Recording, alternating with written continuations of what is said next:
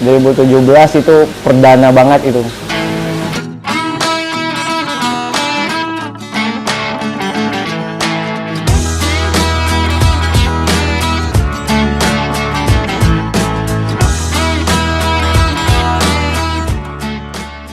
Halo, nama saya Senjo, saya pemilik Amerta Aquatic. Kalau di ikan sih kurang lebih 5 lah paling ya. Kayaknya ya sekitar segitulah paling. Hobi sih awalnya ya. Dari hobi dulu masih gawe, nabung ngumpulin beli. Dari beli satu kena hobi ya, nambah. Ujungnya ya taruh di, kalau dulu sih kita di BBM ya, status BlackBerry gitu. Ada teman yang nanya gitu, jual nggak, dari situ mulainya. Kalau arwana ini super red itu kepuasan kita sebenarnya di growing nih jadinya gitu. Beli dari polos terus progres, mulai keluar ring, mulai pecah ringnya, jadi masir, jadi ngeblok gitu. Itu sih kesenangannya ya. Kalau 2014 13 gitu berarti 8 nggak, sekitar segitulah. Oh ya, awalnya ini nggak sengaja ya lari ke ikan gitu. Dari hobi sih, mulai dari hobi beli gitu. Nah kemudian yang tadi karena mulai dari teman nanya, dijual nggak gitu. Ada profit di situ, ada profit, kepikiran, wah bagus nih arwana gitu kan. Terus kena hobi. Nah mulai setelah itu mulai deh bikin semi toko gitu. Jadi masih gawe, tapi ada sampingan dari ikan gitu kan. Mulai gitu. Nah setelah itu mikir nih, wah kayaknya lumayan. Lambat laun karena fokus ya, dari hasil ikan sama hasil gawe udah banyakan hasil ikan. Nah tapi ada masalahnya satu, masalah di modal waktu itu. Nah cara supaya ngatasi masalah di modal, karena saya perantauan, saya harus gawe nih. Karena segala minjam sesuatu di bank itu kan butuh data. Kalau kita nggak ada rumah kan masih data karyawan.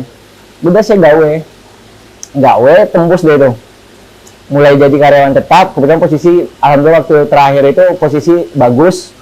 Cairan bank itu cepat, udah kita keluar, pinjaman semua udah keluar, udah cair, udah riset kerjaan, bangun usaha. Nah pas mulai terjun usaha, udah berjalan gitu, udah namanya pasang surut mah tetap.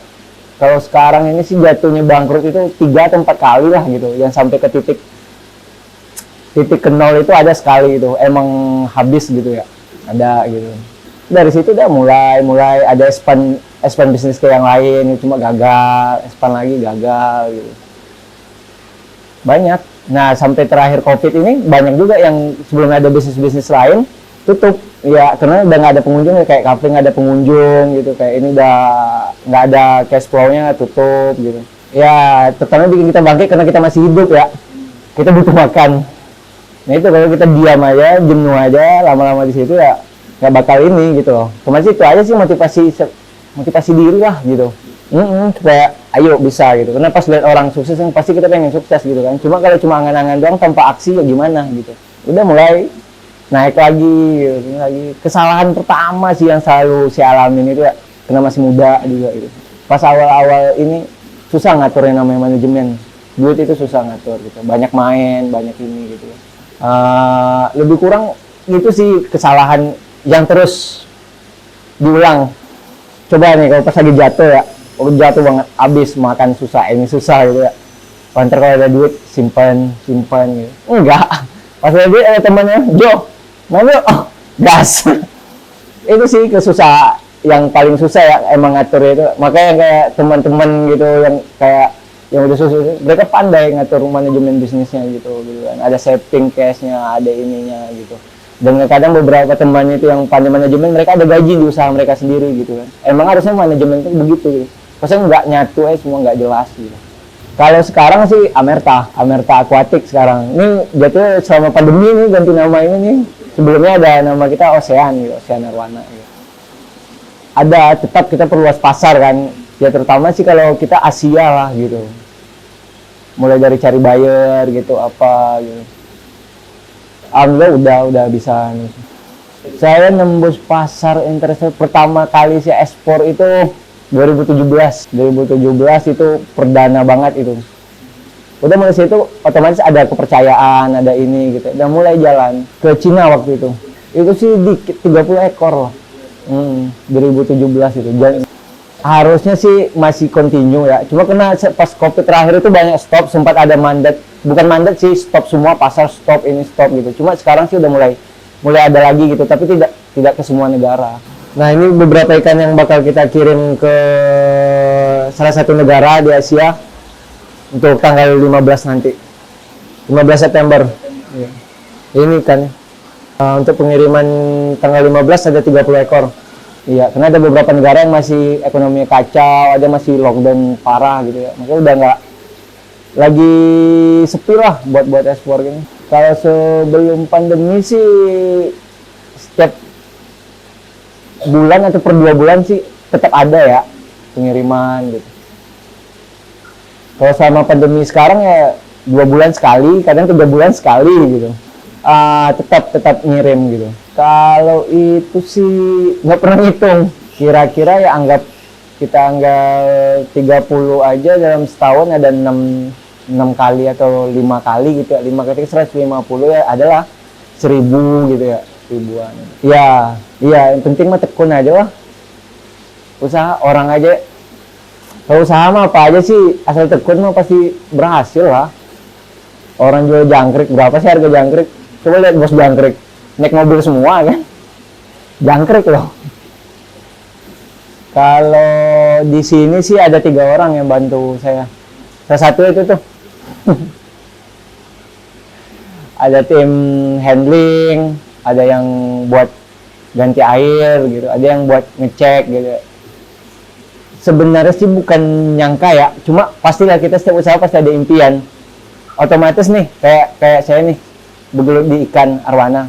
Pasti pas dulu awal mulai itu punya pasar, punya karyawan, punya farm, punya sertifikat sendiri gitu. Itu pasti ada gitu kan. Cuma momennya ini kapan bisa kita sampainya gitu kan. Ada farm belum. Saya belum punya farm. Kalau ini kan jatuhnya masih produksi dari penangkaran teman atau dari hunter-hunter yang di Kalimantan gitu. Ya tinggal itu doang yang belum kesampaian itu. Kalau bisnis sih yang paling pertama itu ya, ini maaf bagi yang kerja, jangan mental karyawan. Harus berani ambil resiko, harus berani keluar dari zona nyaman gitu. Dan sih kalau prinsip saya ya, kalau sih tetap ada target. Umur saya sekarang kan masih belum 30 ya. Ini saya target saya sampai umur 30, saya akan cari terus itu kesalahan. Terus semakin banyak kita nemu kesalahan, semakin banyak pengalaman yang kita dapat. Udah jangan takut, intinya berani coba dulu. Kalau nggak berani nggak bakal bisa, kita stuck udah begitu aja. Ya terutama sih harus berani lah gitu. Iya, jangan takut untuk memulai gitu. Terus ada juga yang masalah modal kan. Ada nih orang usaha gitu ya. Kalau saya nggak pernah cerita sih lain gitu kan. Orang kan kadang-kadang pas lihatnya kan saya, wah ini orang tuanya kaya nih, ini kaya ini kan. Cuma seluruh yang ngerantau gitu kan banyak orang yang nggak tahu gitu kan. Paling teman-teman beberapa orang doang, mungkin teman-teman gawean dulu tahu gitu kan titik awal dari ke Jakarta ngapain, ke dapat kerja, mulai gitu kan. Coba itu saya emang niat mau bisnis, karena kalau karyawan nggak bakal kaya, yakin deh. Udah pensiun, ngapain gitu? Mereka bisa dapat ya penghidupnya minjam kan. Jadi makanya ada orang sampai mati baru gitu karyawan. Cuma kalau di bisnisnya kita dapat ini nggak jelas karena pemasukan itu dari segala aspek. Kalau karyawan kan ketahuan dari gaji doang, udah. Terus sama lagi yang teman gitu mau usaha nih tapi nggak ada modal, nggak ada ini gitu. Terus sama saya tanya kayak abang nih, lutut abang saya bayar, ada orang mau bayar 500 juta atau lutut, abang mau jual nggak? Nah itu contohnya kan, berarti kalau 2 lutut kan ada 1 M kan. Nah itu sebenarnya udah modal, kita bisa berdiri sehat ini udah modalnya udah banyak banget. Yang penting usaha sih. Gitu ya, namanya ya keringat di awal mah udah lumrah lah. Orang ngerasain tuh, kebanyakan orang kan di BOP itu 5 tahun bisnis kita berjalan enak gitu. Sisi dari coba bisnis ya sampai sekarang sebenarnya belum ada enaknya sih, masih kita tetap pusing gitu. Kalau omset sih nggak jelas ya. Kalau sebelum pandemi ya hidup lah gitu, hidup. Kisaran kita itu kalau kotor itu sih XXX lah. Ya tetap ada 3 digit di depan ya. Cuma itu kotor ya. Kalau dipotong-potong ini ya paling gocapan lah paling ya. Kadang ada lebih ya, pasang surut lah. X. Begini memang kalau kita di usaha ya begitu kan. Cuma kan kalau sekarang ini nama kita mau kerja sama orang pun ya sama kan, pada ngeluhnya itu semua kan PHK di mana-mana, apa di mana-mana gitu. Ya semoga Indonesia cepat pulih lah, supaya bisa aktivitas semua. Kalau pesan saya sih ya, kalau buat semua ya, bukan ini aja lah, kalau pas kita jatuh itu otomatis kan kita dapat ilmu baru. Karena kalau pas kita ketemu titik masalah, berarti itu kita ada pengalaman baru tuh, ada pelajaran baru. Nah dari situ sih kita belajar buat bangkit lagi gitu. Ibaratnya gini, otomatis kalau pas kita bangkrut tuh modal udah habis semua ya, sampai titik awal terakhir ya. Kalau sebelumnya kita bangkrut itu emang karena cash flow atau apa gitu, pengembangan itu, yang penting nama kita tetap bagus di mata orang gitu, gampang. Buat naiknya itu sih menurut saya nggak terlalu susah lah gitu. Karena kita jual ini produk. Yang nama sistem kita di produk ini kadang kan ada teman, kita ada tempat, ada barang dari teman gitu lah.